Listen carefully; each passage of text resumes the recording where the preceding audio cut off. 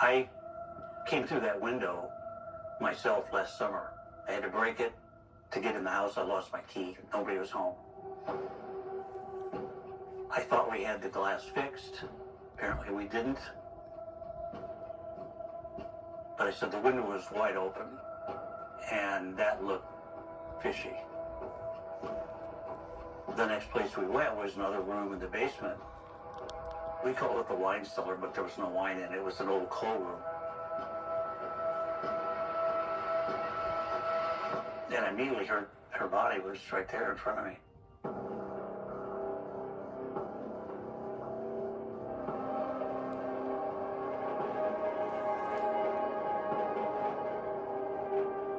She had tape over her mouth, and her hands were tied behind her back, and I immediately pulled the tape off. And I tried to untie her hands, but the knot was tied really tight. I couldn't get it undone. So I just screamed, and I picked her up and carried her upstairs just to try to get her help. The detective looked for a pulse, looked at me and said, she's dead. I just stared at her. You know, I couldn't comprehend that. They had a policy on her? I heard John scream. And I said, what? You know, what is it? And Barbara, my friend, just, you know, grabbed me and said, no, just stay right here. And I kept saying, what is it? What is it? And,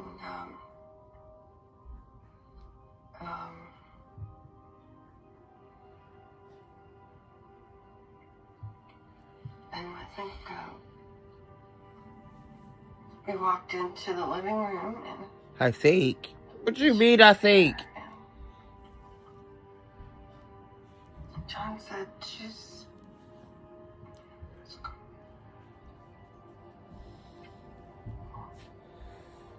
I'm trying to figure out what do you mean, I think.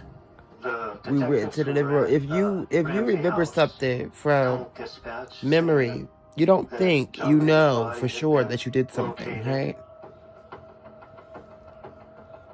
There was a group of police investigators that had gathered at the Boulder Police Department that morning. When the word came in that Joe Monet's body had been found, a person inside that meeting told me that one investigator hissed in kind of an undertone and a whisper to another one, I knew it, they killed their daughter.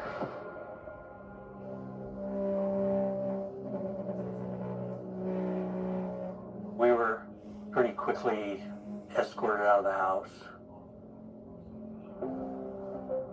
So we went to stay at some friend's house who were there that morning. They took us to their home. And from that point on, it was just, you're in shock. I thought it told me, and then they found it. One came in, outside, and always been there's all hand on the side.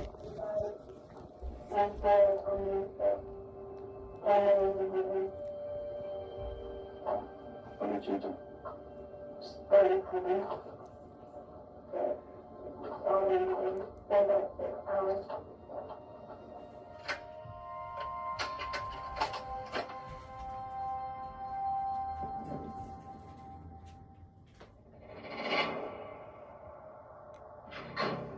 Past Santa Claus in his sleigh and a double row of candy canes, deputy coroners brought the body of 6-year-old John Bennet Ramsey from her upscale home. The mother, Patsy Ramsey, dialed 911, telling police her daughter had been kidnapped. But when police got here, they went inside the house, and a short time later, they found the little girl's body. I was called in on the Ramsey case when I was on vacation, and my news director caught me at home. And she said, you need to get involved in this story like now. Boulder police won't comment on her cause of death, only saying that she wasn't shot or stabbed. Any journalist knows the sense of adrenaline that you feel when you are deployed on what already at the outset smells like a big story. I got to the Ramsey home the evening that the crime was reported. There was no communication that evening between law enforcement and the media outside until the time that they brought her body out, which occurred just minutes really before my final deadline. One of the investigators came out and they gave us a name and an age of the victim. Boom, that was it. Police have not publicly identified any suspects. Their official line remains that nobody has been ruled in and nobody has been ruled out. Neighbors described the young girl as beautiful and polite.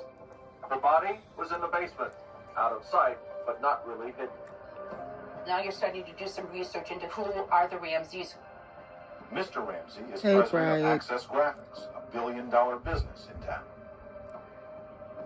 I tried to reach anybody I could with the Ramsey family and was unable to. And the very few friends that I could find of theirs would not talk. The couple does have another Thank you child, for the a son compliment. around 10 years old. At that time, we were anxious for any little bit of information we could find.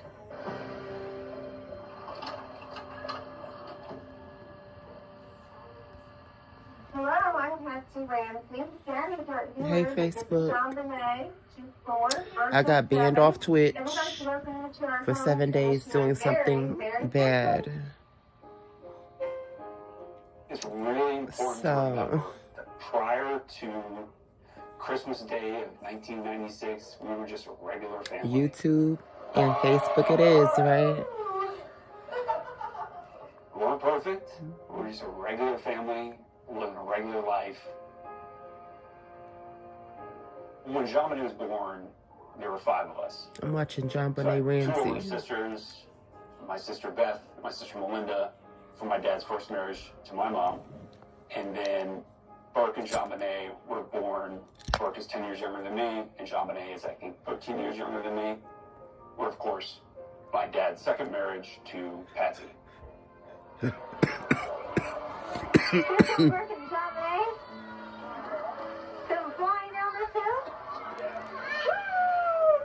Wow. Great shot. Let's do it one more time. Okay, wait one more time. All good. Hey, guys. Did we have fun or did we have fun? John Benet. February 12th, 1994.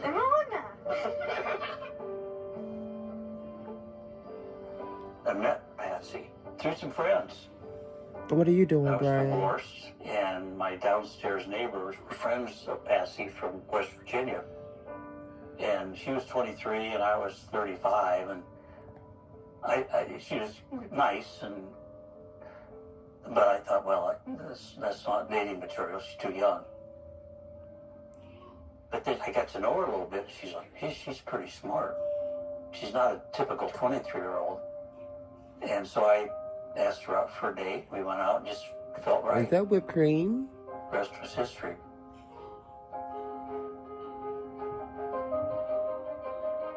I started As out, you should. I'm kind of an independent I know entrepreneur. what I'm doing And myself. started a little manufacturer's rep company where we represented electronic equipment.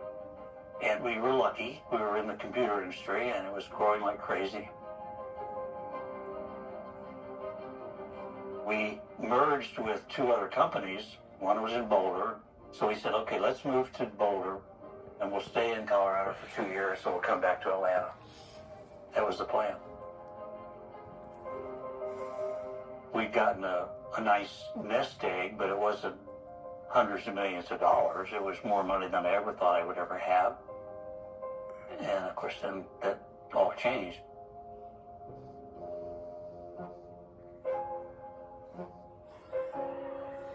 John Ramsey's daughter, Beth, she was from his first marriage, was killed in a car accident.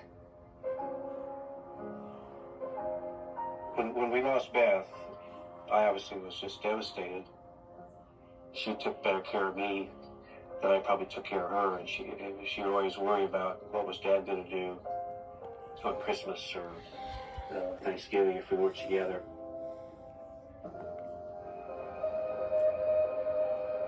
John Bennet was a year and a half old when we lost John's daughter, Beth. And even at that age, and I know we've talked about this many times, that we felt like she was a gift given to us to help us through that time. And you think, well, she was only a year and a half old. She couldn't really know what has taken place here. But she would sense our grief and our sadness. And she just had a way of coming up to you, all snuggling up. She was just a very sensitive child that way. Oh, okay. Congratulations. I'm proud of you. Knew for months something was wrong. Her stomach was getting very distended. Her mother took one look at her and said, "We're going to the hospital. Something is wrong." Within 30 minutes, they had taken an x-ray, found a huge tumor in her abdomen area, and it was ovarian cancer. She was a fighter. She wanted to live for her kids. The children would come into my hospital room. She would come up, and here's the bag hanging there with this blood in it. She'd come up and squish it, and what was this, and where's this going? And she'd follow it up, and it's going in here. It's all right, Mommy, she'd say. It's all right, it won't hurt very long, She was like my little cheerleader. It was brutal, and the program was very intense, almost kill you, chemotherapy. Chemotherapy does do that. A year, and they said, "You're cancer-free, you're in remission." And it was, for Patsy, a gift of life again. This was my reason to live. Hello. I had these 2 children, this wonderful husband, and nobody was going to raise these 2 children the way I wanted it done. I'm going to be there. Hello. Someday. Oh, hello.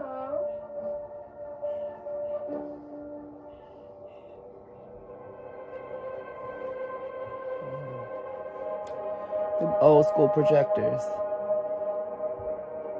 Anybody who's interested in the Ramsey case needs to read the cause of death in the autopsy report. It's critical.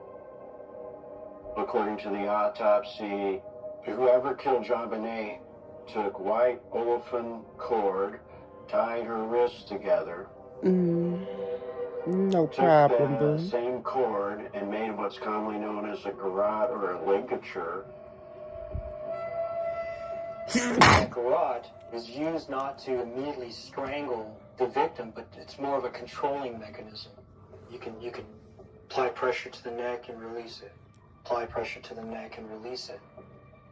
Why would they torture that little girl like There was that? an artist-style paintbrush that was actually found in Mrs. Ramsey's paint supplies that were kept in the basement.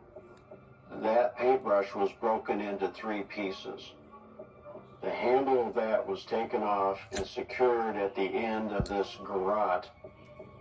There was some complexity as to But my how whole the thing garrote was is, put together. who? This knot was tied by somebody Was it who debilitated? understood how a garrote is made.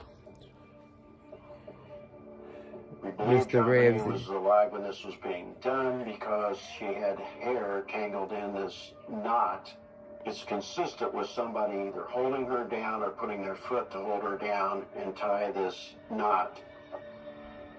The garrote was left embedded in her throat. Hey, Jose. I never saw the garrote. It was so embedded in her throat, I didn't see it.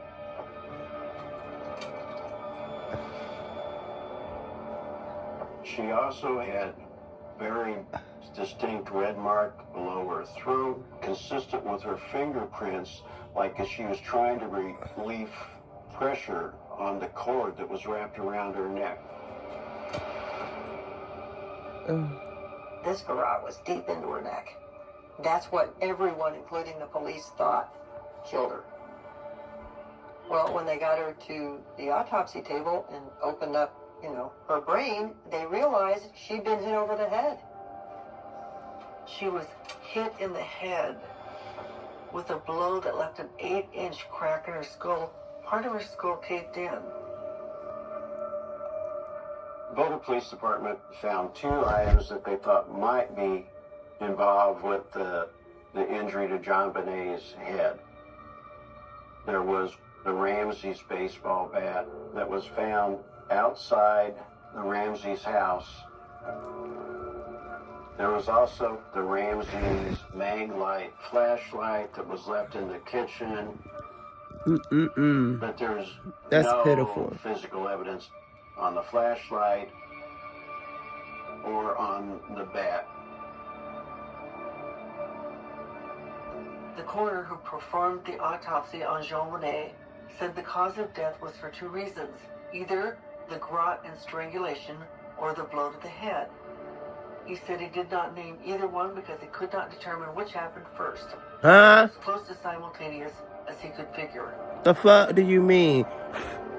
They happened close and simultaneous. There were also microscopic fibers from the paintbrush handle that were found in her vaginal area, indicating she was sexually assaulted with the paintbrush handle. Oh, hell nah. Y'all disrespectful. You gonna take her innocence and kill her. That's fucking crazy. She was tortured and she was murdered.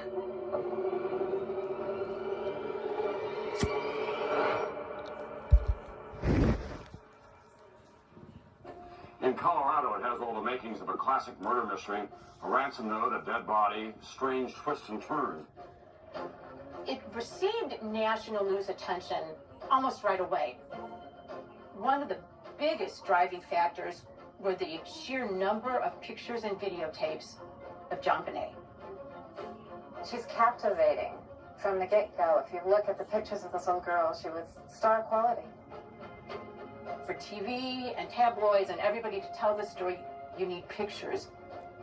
And the Ramsey case became immediate fodder because Jean-Marie Ramsey was in child beauty pageants. Jean-Marie Ramsey is the victim falling.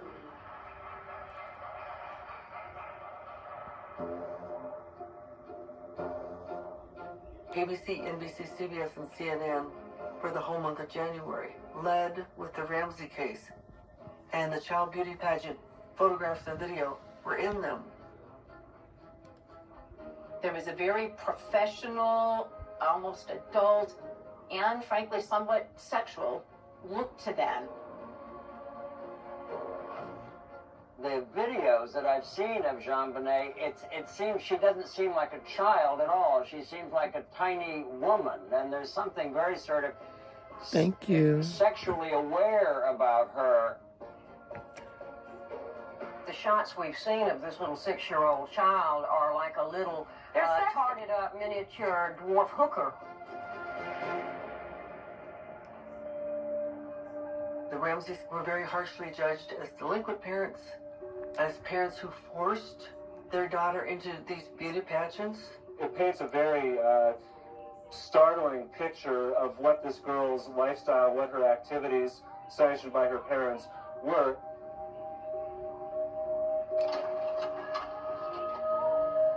Let's just talk a little bit about the pageants. When they saw the pageant videos, what they saw was a sexualized child.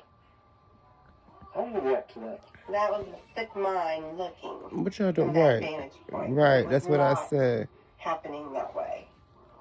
Okay, so what is your favorite animal at the zoo?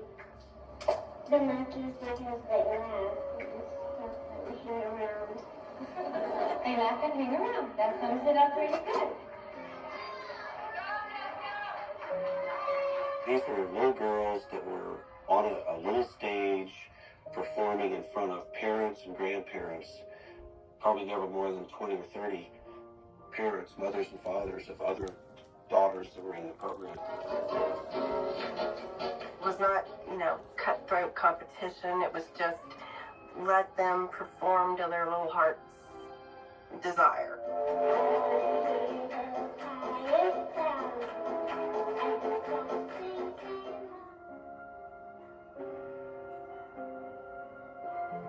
I know, right? Unless you're there and unless you've been to one and seen. It's almost like taking a whole movie that you took of your children at the swimming pool, and it ends up on national television as pornographic material.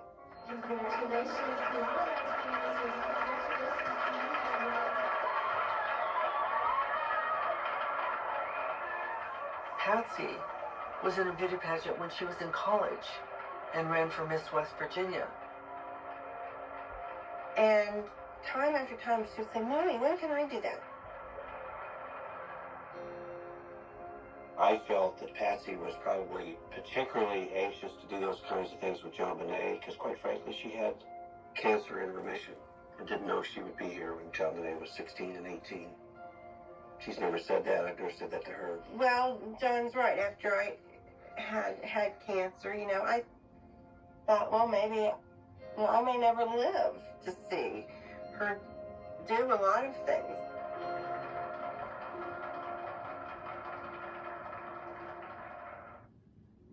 Y'all, at Wayfair, there are no rules when it comes to style. Time out. We can take our own gifts home? Yes!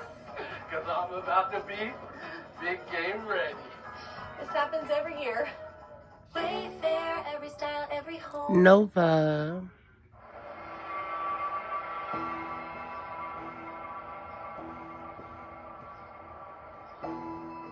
In the days since her murder, no arrests have been made, but people have been talking about the tragedy, who they suspect, how the police have handled the investigation. The police department started realizing right away that they That's should have been crazy. doing a lot of things differently. Police defenders spent money with the system, and these other police departments have said they look at the investigation very differently. Do you have any concerns, though, in terms of how the police handled the investigation from the beginning of you not searching the house, suggesting to the man that you search the house and then he finds the body? I have no reason to question the police at all in their investigation. Border police did not have a track record. I'm of doing handling okay. homicides, for the simple reason that there were not many homicides to investigate. I believe that the death Season's of John Bennet was greetings. the first homicide in Boulder that year, and there were only 5 days left in the year when it happened. Is it fair to question the Boulder Police Department's experience and ability to investigate a homicide of this kind? I don't think so. Just because you have one homicide in a year, I think is actually But thank you a for sign of remarkable asking. strength in a community. That lack of experience procedurally created a lot of problems in the crime scene.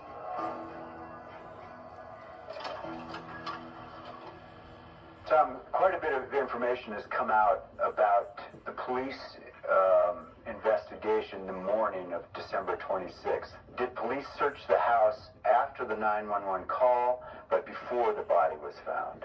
They did a preliminary search of the house, and remember, this is a very big house. Did they look in the room where John Ramsey said the girl's body was, or did they not? It doesn't appear that they got down. That room was down in a part of the basement. It doesn't appear that they got to. One of the cops did not open the door where John Bennet was lying. Major mistake, and I believe he lives with that to this day. Another procedure question. Why was the Ramsey house not sealed off as a crime scene until several hours after the kidnapping was reported? They had called their friends over, so you've got a house full of people. People are washing dishes. You got bagels everywhere and orange juice and coffee. The Boulder police didn't consider that a crime scene.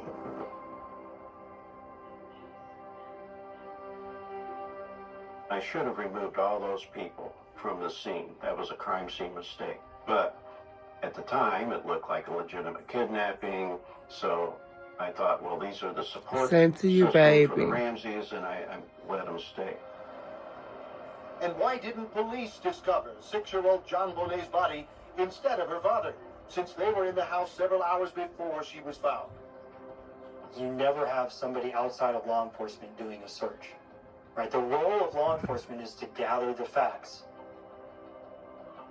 John Ramsey found his daughter's body in the basement and carried it upstairs. effectively destroying the crime scene. When Mr. Ramsey discovered her body, he pulled the duct tape off of her mouth, threw it down on the blanket that was there. There may have been some evidence on the duct tape if that wasn't removed. Was there a concern now at all that some evidence, some crucial evidence that could link, establish pretty firmly in court who the killer was might have been lost in those first initial minutes of discovery or not? That can be speculated on, but all indications are that we did not lose anything. Police attention on the Ramseys as suspects, I know, began on day one. And it began based on a variety of different things. And many of these things we wouldn't learn about for some time. I know who killed Jean Bennet. There's no doubt in my mind who killed Jean Bennet. When the Boulder detective Linda Ark did her first interview on television, she said that she felt she was face to face with the killer. His face was just inches from mine. And we had a nonverbal exchange that I will never forget. We didn't act right in the eyes of this so-called detective that was there that day. How did he strike you? Cordial. Distraught? She looked evil. Cordial. A classic one was John was casually going through the mail, not acting right. I remember seeing John in the kitchen, looking through his mail, and I made a note. I was looking for another communication from the kidnapper. Mail had come through our mail slot on the door, front door, and there's a pile of letters lying there. I was looking for, is there another communication? She interpreted that as, he's just casually looking through the mail, therefore he's guilty. Linda Arndt was the only police officer in the house at the time when they found the body. She told me, she just suggested to John Ramsey, why don't you guys go search the house, just to kind of give him something to do. This detective, so why don't you and your friend go through the house Fitness. and see if you see anything unusual. Linda Arndt told me that John Ramsey went right down into the basement, right to the room where the body was, and found it immediately. And I think that there was a sense that was just, if you're going to say search the house, that was just an odd first room to go search, and then coincidentally the body is there. The logical place to start would be the basement. That's where the easiest access would be to the house. She said John Ramsey looked at her, and she said she saw in his eyes, and she just said the look in his eyes scared her and made her fear for her own safety. I remember, and I wore a shoulder holster, tucking my gun right next to me and consciously counting, I've got 18 bullets, because I didn't know if we'd all be alive when people showed up. Oh, I saw it in John's eyes. I knew he was the killer. It's crazy. And, but that's how I got started. I knew what happened.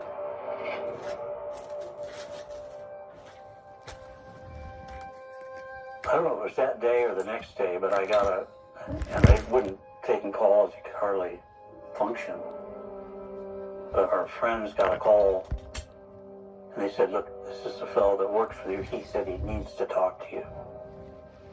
So I answered the phone, and it was one of our employees. He said,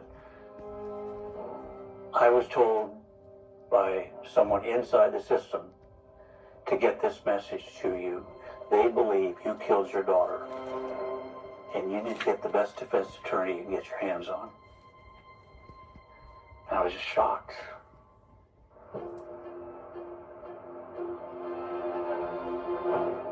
father, John Ramsey, has hired a well-known criminal lawyer, and a Denver newspaper reports he will not talk to police. They hired lawyers immediately. And that just seemed weird. Here, this family has a little girl murdered in their home. They're having the lawyers talk to the cops. I think there was a sense that perhaps there was a reason they were doing that. The average American, thinking of their child being killed, would say, what do you got against talking to the police? You should want this solved tomorrow. All we saw was that the Ramseys weren't talking to anyone. Why aren't they on the police department's doorstep offering up anything they can, any little piece of information they can? Why are they running? Those parents still have not sat down and formally been interviewed by the police about their own child's murder. What do people in Boulder think? Well, I think there is a growing concern around here that that's the case. I don't think the Boulder police have treated them any differently. I think they're trying to get them in there. It's just that they have this team that's protecting them at this point. We met with our new attorneys, and they said, look, you got to be careful talking to the police. We're like, come on. They got to see that and understand that. But our attorneys told us, they said, look, you don't understand how this works. There's a lot of innocent people in prison today because their defense attorneys let them talk to the police. But we gave the police everything they asked for. Blood samples, DNA samples, whatever they asked for, records, all of our credit cards, anything they asked for, we gave to them. The doors of Atlanta's Peachtree Presbyterian Church opened hundreds of times this morning. Family and friends of 6-year-old Jean-Bennet Ramsey came by to pay final respects to the Marietta native. Jean-Bennet was going to be buried in Atlanta next to my oldest daughter. I can tell you that the heart of God is broken by the tragic death of Jean-Bennet Ramsey. As the service ended, the Ramseys walked to their child's casket and kneeled before it.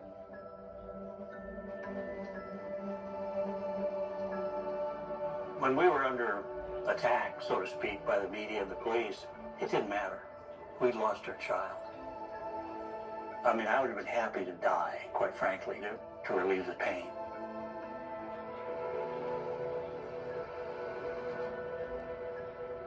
I really didn't get on the street until they were in Atlanta for the burial. We were starting to get statements from a PR firm instead of from the Ramseys or their attorneys themselves. And it smelled a little funny. And we were like, what is going on? We were in Atlanta for Jean-Bennet's funeral, and our friends in Boulder were absolutely insistent that we go in front of the media. They said, you've got to do it. You're starting to be accused of murder, and you've got to defend yourself. I'm like, okay. Why did you decide you wanted to talk now? Well, we've been pretty isolated, totally isolated for the last 5 days, and but we've sensed from our friends that this tragedy has touched not just ourselves and our friends, but many people. Why are they doing interviews with CNN if they're not going to do a formal interview, sit down with the Boulder police if they want to find the killer of their child? If anyone knows anything, please help us. For the safety of all the children, we have to find out who did this. I remember watching it and thinking about how medicated Patsy was during that interview. She was slurring her words. She was very emotional. You believe it's someone outside your home? There is a killer on the loose. I don't know who it is. I don't know if it's a he or a she. But if I were a resident of Boulder, I would tell my friends to keep keep your baby close to you. There's someone out there. Patsy Ramsey said in that interview on CNN, there's a murderer on the loose. That remark landed sort of awkwardly in the local community. Living in this town as I do, I can say there's no sense among the community or the people who I talk to, who I see in my off hours, that we have any reason to be afraid of a person or persons unknown. In Boulder, the city's mayor, having heard Mrs. Ramsey's warning the day before, tries to downplay any alarm. There was no visible sign of forced entry. The body was found in a place where people are saying someone had to know the house. So there isn't a crazed killer on the loose wandering the streets of Boulder. The mayor comes out and says it's not like there's somebody wandering the streets of Boulder looking to strangle our children. How does she know? How does anybody know? Nobody knows who the killer is. I think you would assume that she had information from the police that led her to feel comfortable saying that there was not a killer on the loose and that the police knew who the killer was. And the implication from that clearly would be that it was somebody connected with the family. Neighbors here in the exclusive Chautauqua Park area appear to be very familiar with Wednesday night's nationally televised interview with the girl's parents. There are very different reactions to Mother Patsy Ramsey's warning that there's a killer on the loose. Well, I don't like... sounded phony to me. She's been on the stage plenty.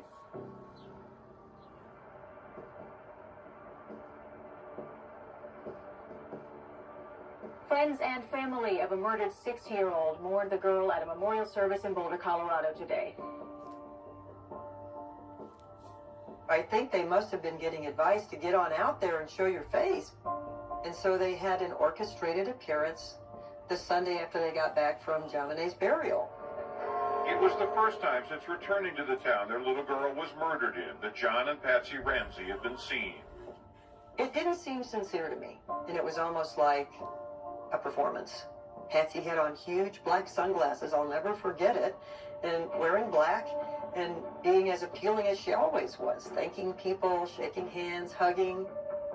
Parishioners shielded the parents from reporters, but a media handler they've hired arranged for one camera to take close-ups. I don't remember because we were in shock, frankly, but I do remember our minister standing up and saying, we need to show John and Patsy support, so let's line the sidewalk as they walk out. And that's what they did. And I think that the media thought that was staged by us. Just absolutely false.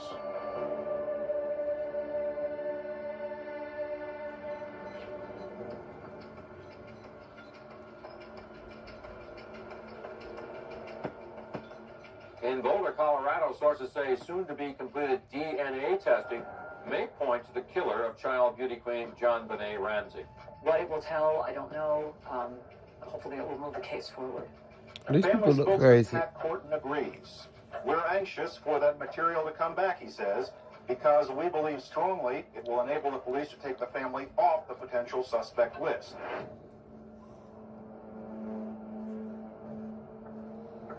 On January 15th of 1997, the Colorado Bureau of Investigation came out with a DNA report.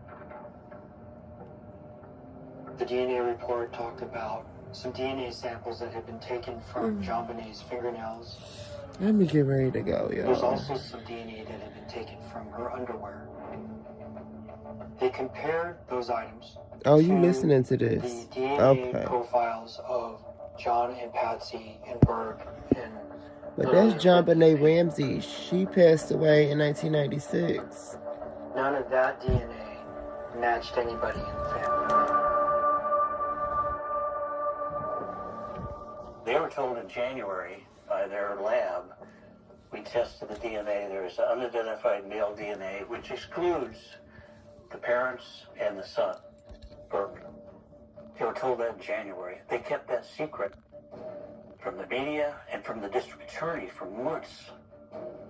Police in Boulder, Colorado have now confirmed they have received the results of DNA tests in the murder of 6-year-old John Bennet Ramsey. However, they would not say what, if anything, the test revealed. The January 15th DNA analysis by the Colorado Bureau of Investigation was never, she would have been my age. Well, the district attorney didn't even know about it. They kept that secret because it conflicted with their conclusion that we were the killers. They had great foreign DNA evidence that pointed somewhere else. We have DNA in her underwear and under her fingernails that don't match anybody in the family. And there is absolutely zero innocent explanation for foreign DNA to end up on a 6-year-old's underwear. There's no innocent explanation. So whose DNA is that?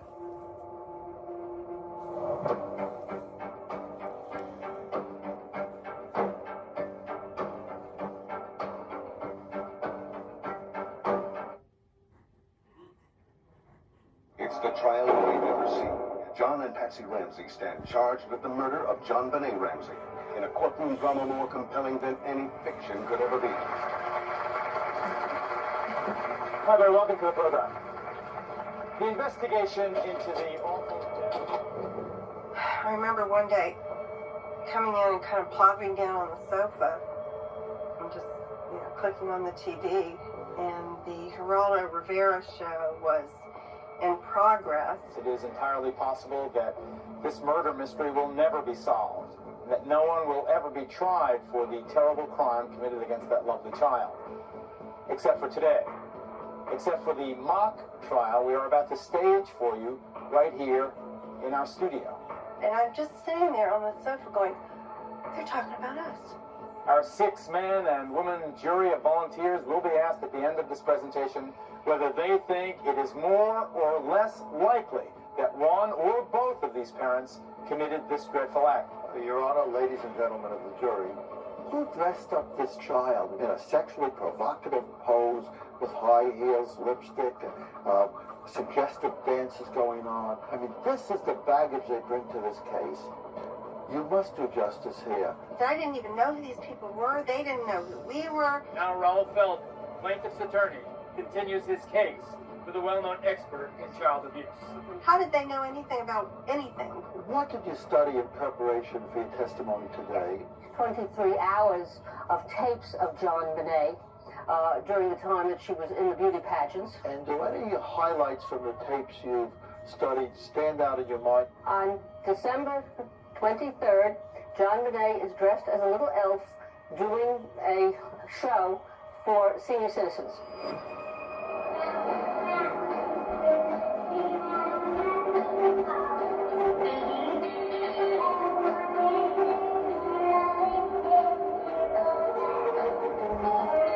She picks up a saxophone, and for the next minute and a half, she masturbates with it.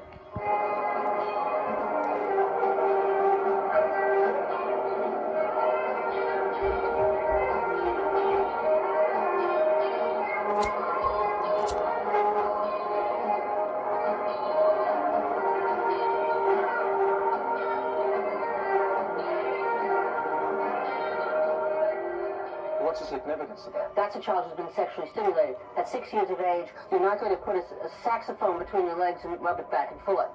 And that's right on the tape. And I don't know why anybody didn't pick it up. I couldn't believe it. I could not believe what I was hearing. It's sick for someone to even remotely allude to something so horrible. Just nauseates. We, the jury,